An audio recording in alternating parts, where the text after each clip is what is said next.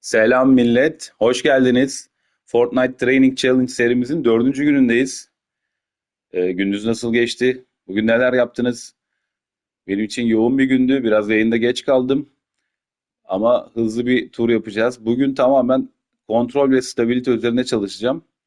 Dün aim hızımı biraz arttırdım ama hissettim ki bazen fazla hızlı olmaya çalışınca isabet oranım düşüyor.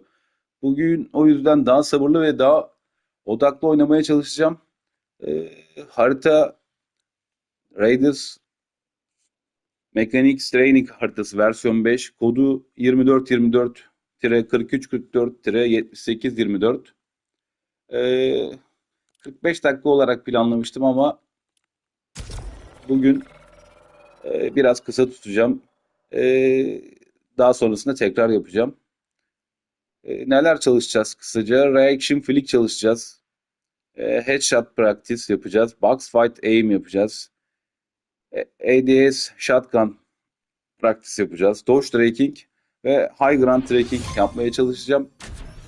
Normalde her biri için 5 dakika ayırmıştım ama biraz daha kısa tutacağım süreleri. Dün sticklerin hareketleri biraz hızlı gelmişti bana. Bu yüzden e, bugün kontrol ayarlarımda biraz değişiklik yaptım. Onları da göstereyim.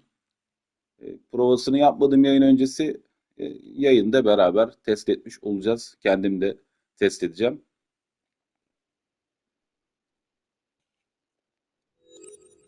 Hemen kısaca neler yaptım ona bakalım. Abi geldim. Hoş geldin bu arada. Beni mutlu ettin. İnşallah keyif alırsın. Keyifli bir yayın olur. Hemen kısaca ayarlarda yaptığım değişiklikleri göstereyim.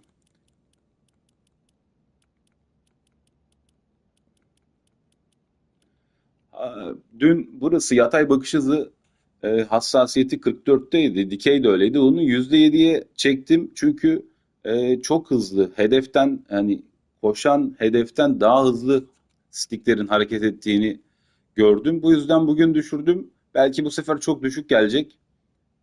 Ama yarın belki ayarda yine oynarız. Dönüş yatay hız takviyesi sıfırdı bunlar. Yine dikey hız takviyesi de sıfırdı. Bunları ufak ekleme yaptım. Abi Bir de bu sayfayı şekilde deneyeceğim. sayıyorsun daha fazla abonen olmaz Jeriken Baradım olmalısın abi. Ya, çok teşekkür ederim. Gayret ediyorum. İnşallah 30 günün sonunda iyi bir oyuncu olacağım. Hem de benim gibi arkadaşlara da örnek olmuş olacağız. Teşekkür ederim.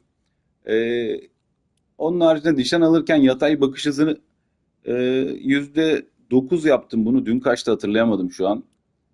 Bir de değiştirdiğim ne var? Hemen hatırlayabilecek miyim?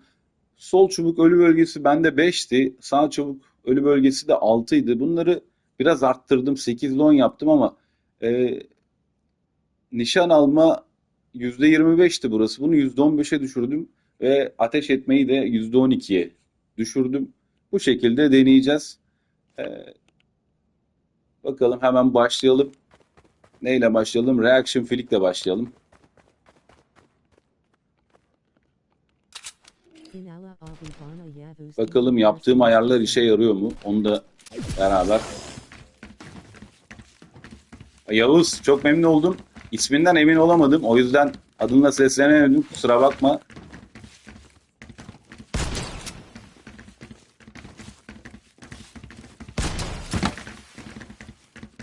Mesela şu an yaptığım ayarlar sebebiyle stick bayağı yavaşlamış. Hedefi tutturmakta zorlanıyorum. Biraz parmağımın alışması gerekecek. Ama sanki daha iyi olacak gibi geldi. Commander abi sorun ya. Evet, daha stabil. Ee, Sadece buna alışmak gerekiyor. Şu an gerçekten hiç oynamadığım bir stick ayarı bu. Hemen yayından 5 dakika önce güncelledim ayarlarımı. Zor abi. Evet, bayağı zorlanıyorum şu an Yavuz. Ama zaten bu challenge'ın amacı da bu. Ben kendimi geliştirmek istiyorum. Daha çok eğlenmek istiyorum oyunlarda. Aslında yine eğleniyoruz her şekilde oyunun içinde. Girdiğimizde Battle Royale'e ya da Listen as K has sıfır a inşaya. lobby. Evet, bu oyunun ara verip belki biraz arttıracağım hassasiyeti. Çünkü çekemiyorum. Hemen senin dediğini yapalım bence beklemeden.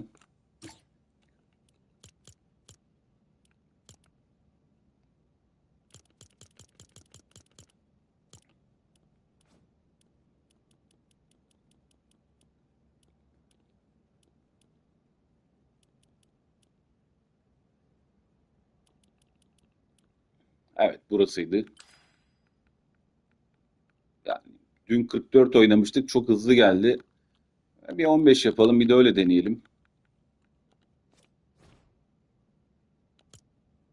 Hemen hiç bozmadan süreyi de başlatayım ben. Yavuz, bu arada günün nasıl geçti? Sen benim ilk canlı yayın misafirimsin, öyle söyleyeyim. Benim için kıymetli. Evet, şu an daha iyi oldu. Evet.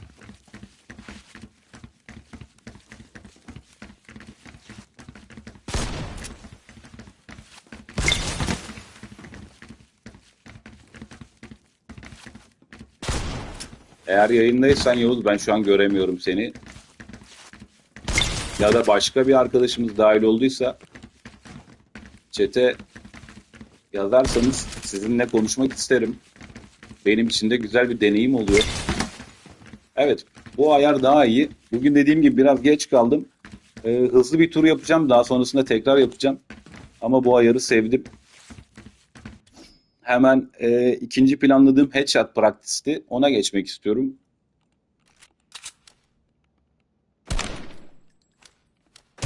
Hem de stick nasıl olmuş onu da görelim. Dün mesela bunda adamın hızına uyum sağlayamamıştım. Çok zorlanmıştım. Özellikle yatayda. Sanki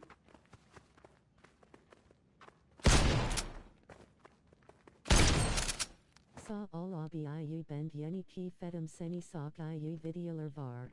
çok mutlu oldum. Beğenmene ayrıca sevindim. Eğer eleştirilerin olursa da yazarsan sevinirim. Ee, Gerçekten bir challenge oluyor benim için. Ama şunu keşfettim. Kesinlikle bu şekilde oyun oynamak gayet heyecanlı. Bir iddia ortaya koymak, o da heyecanlı. Belki benim için de güzel olacak. Tabii konuşurken ateş etmeyi de unutuyorum.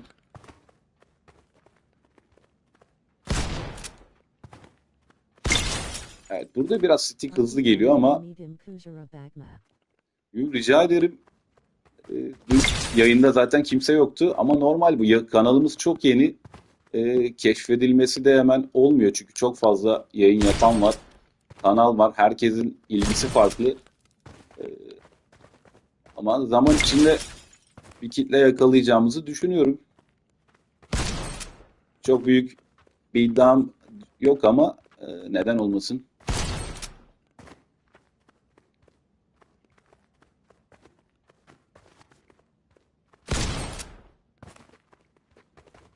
Senin bu arada mekaniklerin nasıl?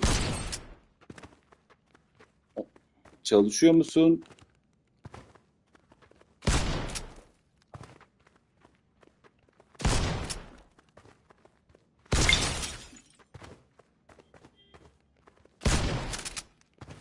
Sanki burada da stick mesela hızlı geldi. Ya da benim elim hala alışmadı. Ama bugün ayarı o şekilde bırakacağım.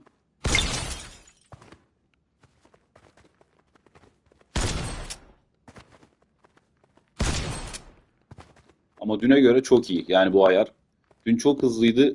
Hiç e, yani çok önden gidiyordum. Göz takibimle parmak kas takibim aynı çalışmıyordu. Bu ayar daha iyi oldu. Daha stabil benim için. Alışınca da daha güzel sonuç alacağımı düşünüyorum.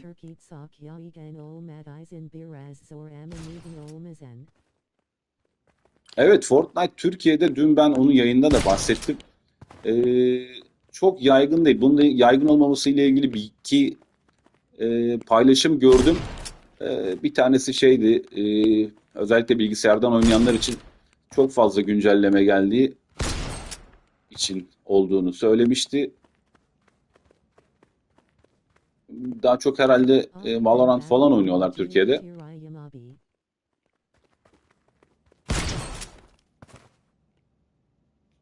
Ben Battle Royale beraber inşallah VS de atarız.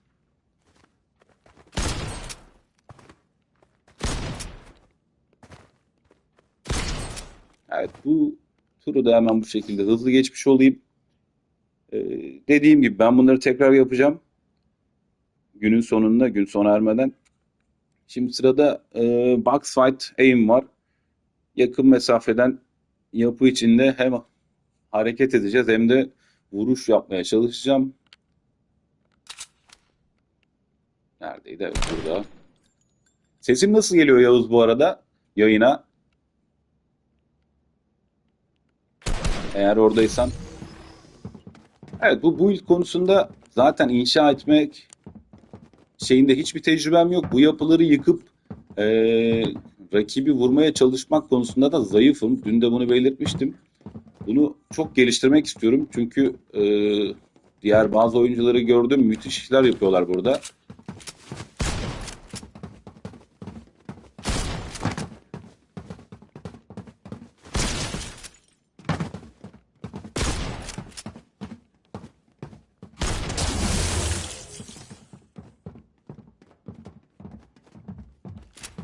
Ayayabi says.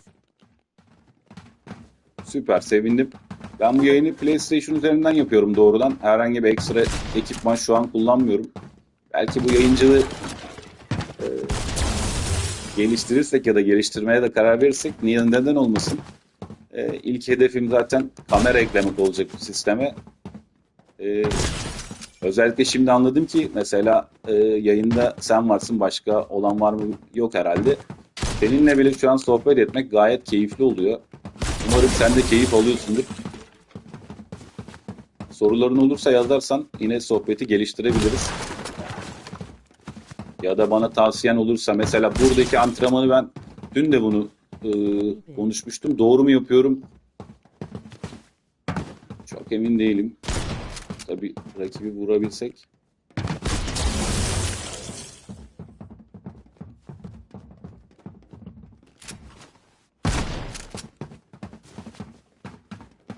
Dediğim bot bu arada. Ama hala City'ye tam alışamadım. Yani dünden sonra dün çok hızlıymış. Bulacağım. Birkaç güne kendi elime uygun bir ayar yapacağımı düşünüyorum.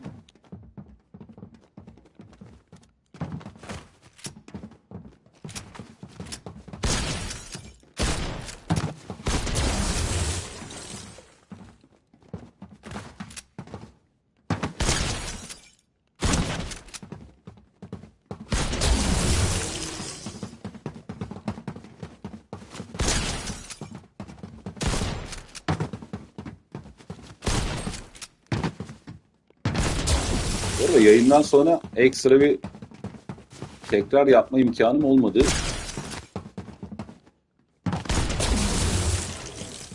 Tabii böyle ayaktan vurursak çok da iyi olmaz. Rakiplerimiz bizi avlar. Gövde ve kafaya çalışmak lazım.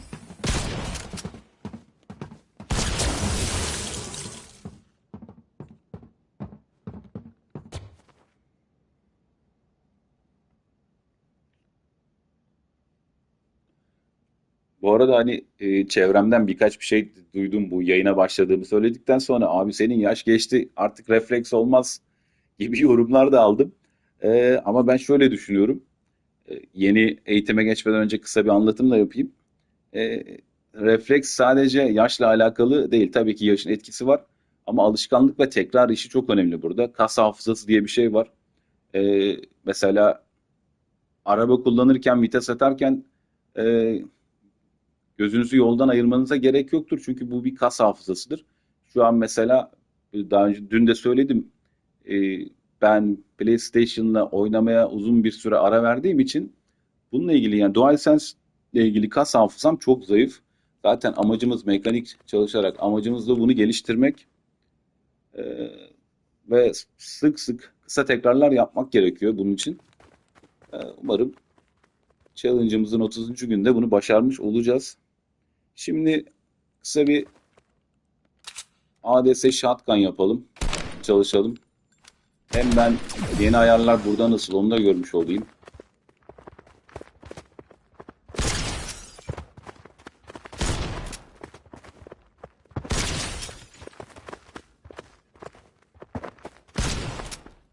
Abi Odaf yaparken seni izliyorum. Süpersin. Kaçıncı sınıfsın bu arada?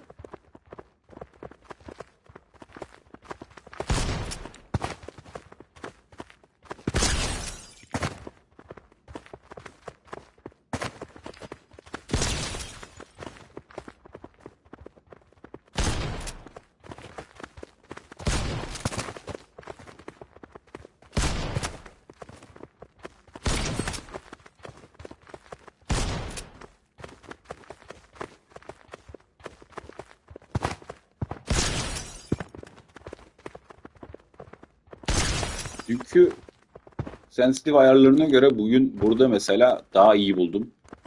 Şu an 15 yapmak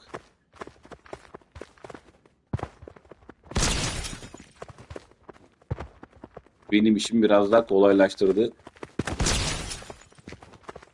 Hedefi gözümle takip ederken parmak kaslarımla da takip etmem kolaylaştı. Tabii bunu çok geliştirmem gerekiyor. Hatta geliştirmemiz gerekiyor. Benim gibi Custom. PlayStation'dan bu oyun oynayanlar varsa.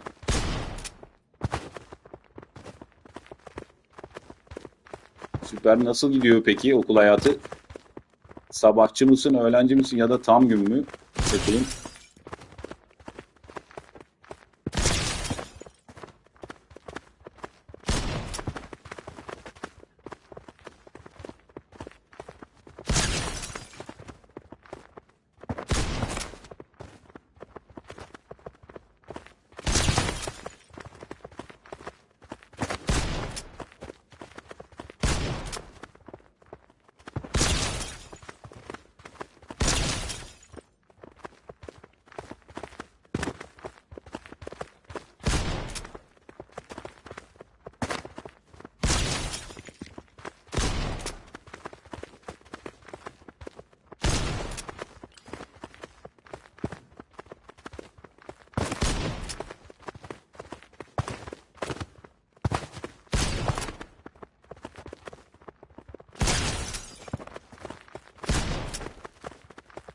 Abi ben PSN.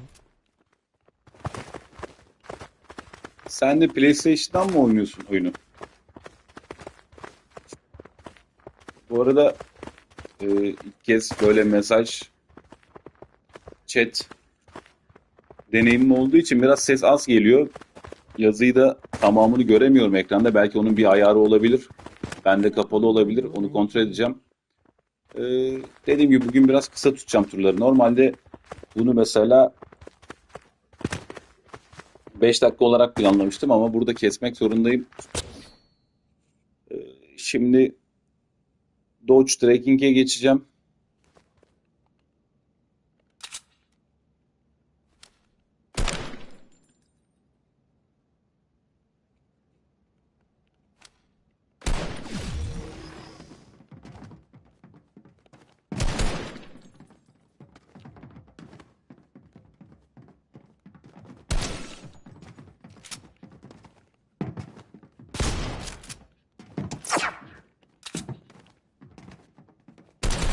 Sen de PC5'ten oynarken DualSense'le zorlanıyor musun? Nasıl mekaniklerin geliştirebildin mi? Duyuyorsan Yavuz beni.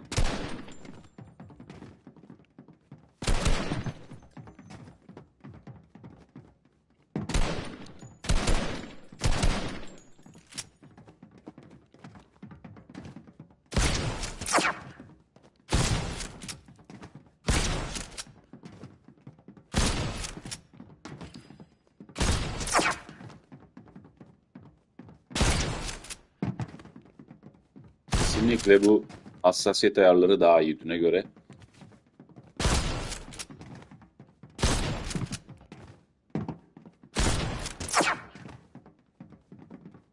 Yani şöyle parmak kaslarımız, Kas hafızamız arttıkça bu hassasiyet ayarını da arttırabilirim. Şu an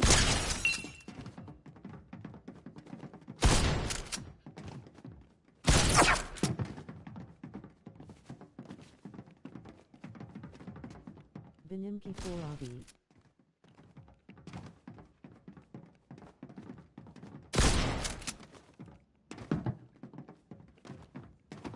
PlayStation 4 ile 5 arasında Fortnite oynarken çok büyük bir fark olduğunu sanmıyorum. Doğru biliyorum değil mi?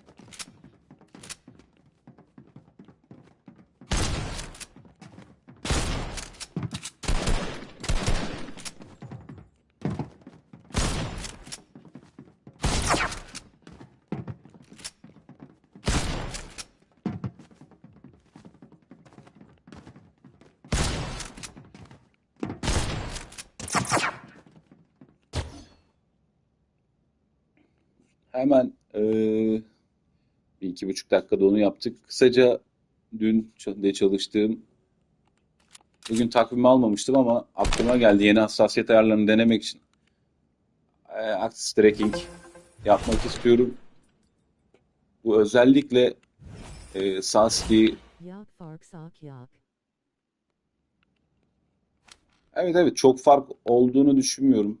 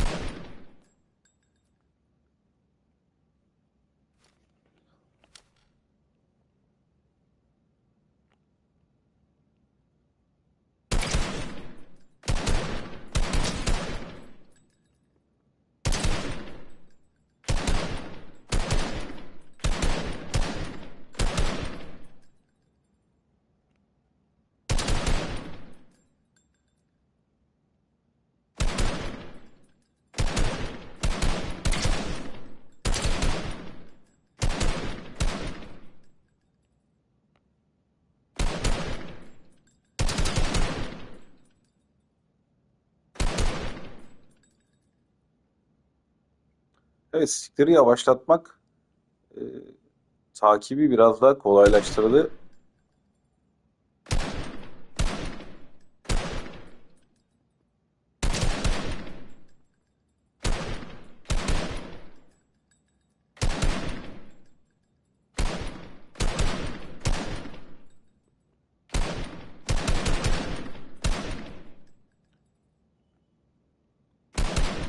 Bu arada az önce devam ediyorduk. Fortnite'ı Türkiye'de çok ilgi yok gibi konusuna, ama ben gördüğüm kadarıyla e, gençlerde ilgi daha da fazla Fortnite'a.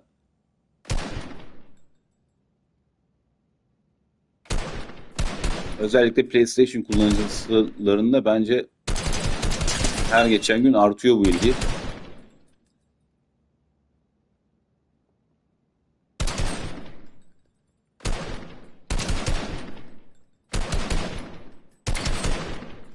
Abi of MD bit check istersen bira oynayalım.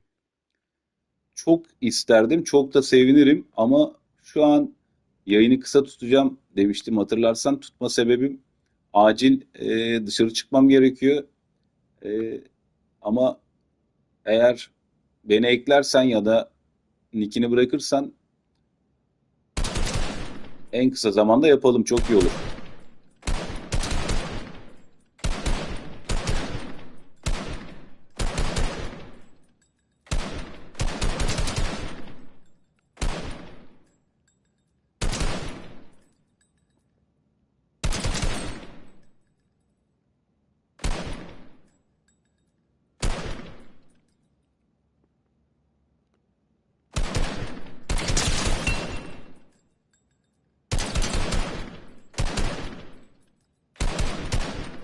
face evidavi bedava all do you izin. Evet, onun da etkisi var ama Grinning böyle face güzel bir oyunun evidavi bedava bedava olması all do you izin. bence iyi.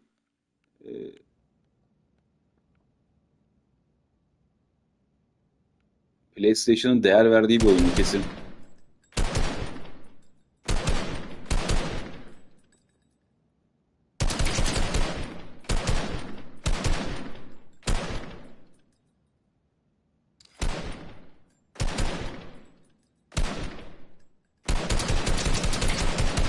Evet, bu güzel oldu.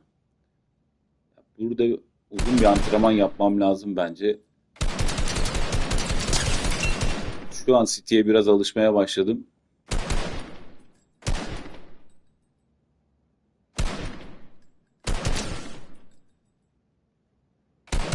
PNM ABS KNT yok benim niksukiri avuselim.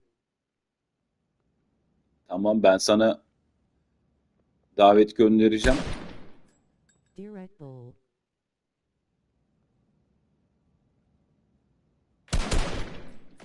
Benst.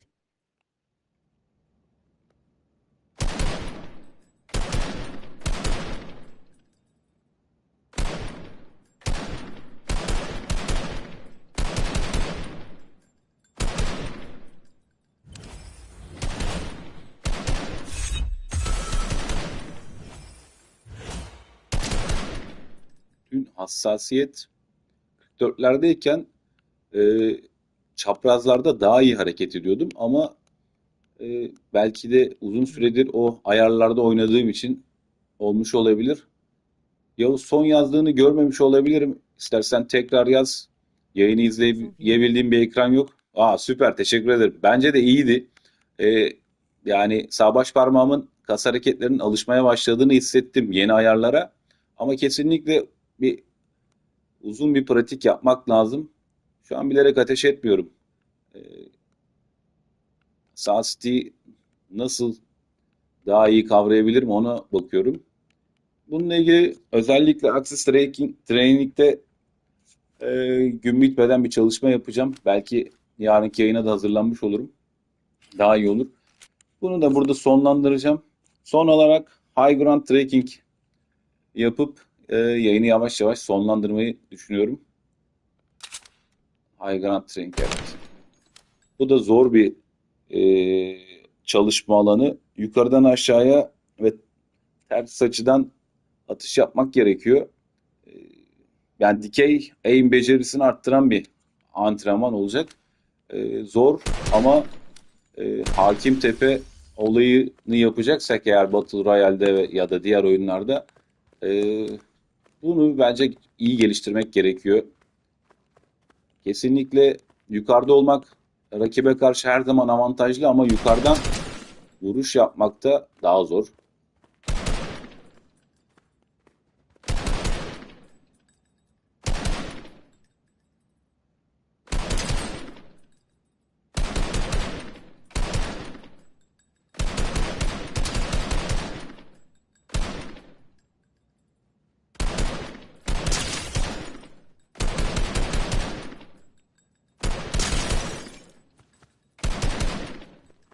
Dün mesela hassasiyet 44 civarındayken e, burada bunlar ne botlardan daha hızlı gidiyordum.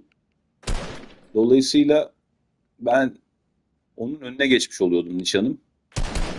Şu anda da biraz arkada kalıyor ama bence biraz benim elimin şu an alışamaması kaynaklı. Bunun pratiğini yapmam lazım. Düne göre daha güzel görünüyor.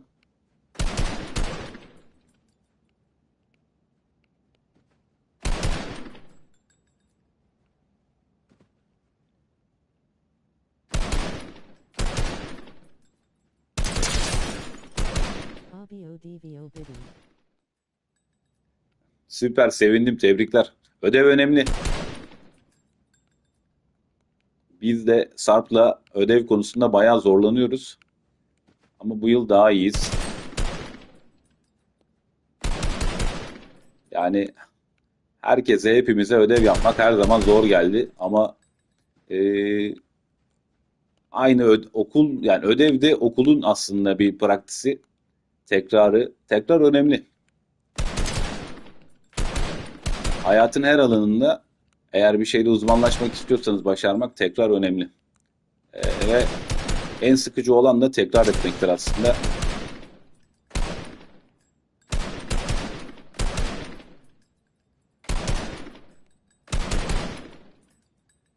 Mesela şu an herhangi bir oyuna girip Fortnite'ta oynamak benim için daha keyifli olurdu. Ama onun yerine vaktimi bu eğitimlere harcıyorum. E, Çünkü ayın sonunda Fortnite oynarken daha çok keyif almak istiyorum. Bunun için çalışmak gerekiyor.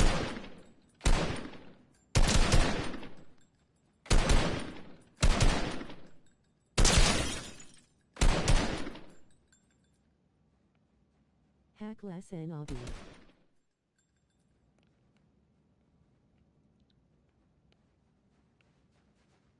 Teşekkür ederim Yavuz.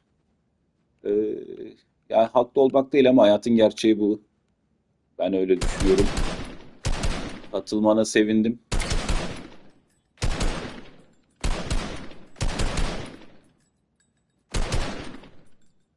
Biraz acelem olduğu için çok da odaklanamadım. Bugünlük praktisi canlı yayını bu kısa tutacağım. Burada bitireceğim, sonlandıracağım. Dördüncü gün sona erdi Day 4. 4 günde elim biraz daha rahatladı sanki. Ee, Yeni sensitif ayarları daha iyi ama alışmam gerekiyor. Money. Zeus C. Zeus C. Ben seni ekleyeceğim ama kendin de arayabilirsin o şekilde. DualSense hala kolay değil benim için.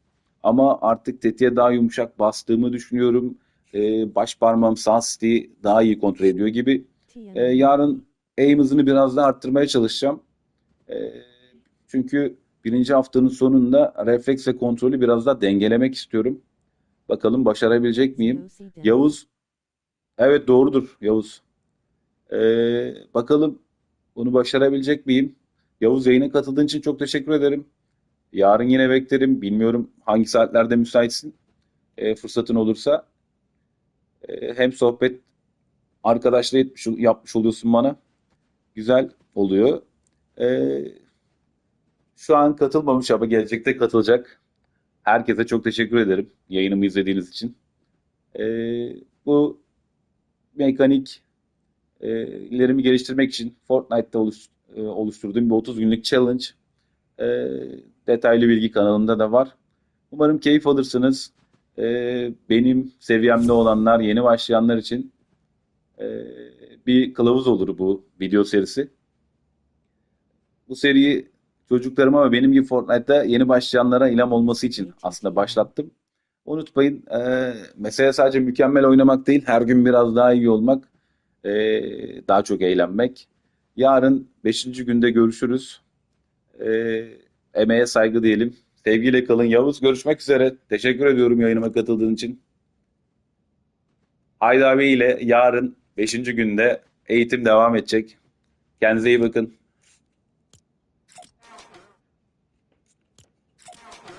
Yayınımızı dansla sonlandıralım. 4 euros abi. Görüşürüz Yavuz. Katıldığın için sağ ol.